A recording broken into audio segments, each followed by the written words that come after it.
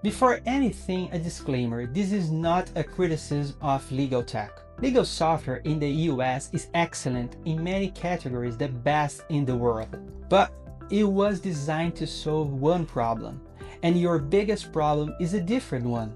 Legal software is a vertical. It solves legal work itself, matter management, contracts, research, and it does that very well. But what steals most of your time is horizontal. It cuts across every tool, every department, every conversation. It lives in the handoffs between legal and finance, in the Slack messages, in the meetings that could be emails, in documents scattered across live different systems. Adding another vertical tool doesn't touch this problem.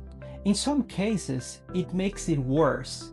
Because now the team has to feed another system, remember another login, toggle another tab. This is the paradox many departments live without realizing. The more vertical tools, the more fragmented the horizontal work becomes. In the full article, I explain what's emerging as an alternative and why this category is still finding its name. Link in the first comment.